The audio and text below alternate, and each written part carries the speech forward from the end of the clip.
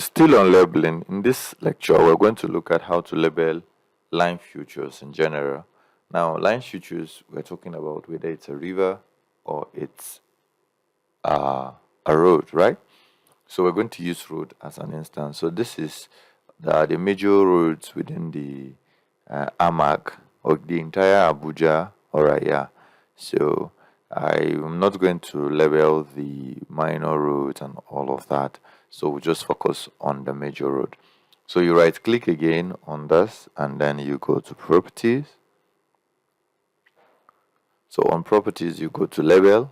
Alright, so once your label, you see that it's showing no label, so you take it to single. So once it's there now, under this mode, you take this mode from parallel, which was what was it before, take it to curve. Now that will allow it to anywhere the direction of the road follows, it will curve the labels to follow it. Okay, so now you allow it the position for it to be either above the line or below the line, but it shouldn't be on the line. All right, so that's under placement.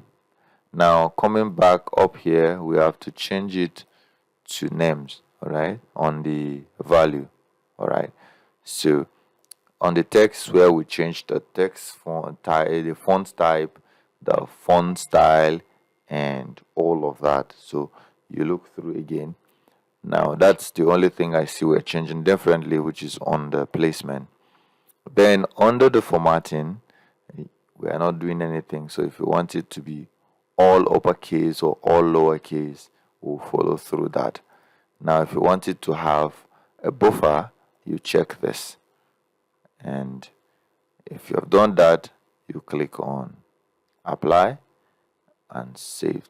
So once you do that, now look at what you're going to see. See, wherever as the road is going, you see, that's how you will get this direction.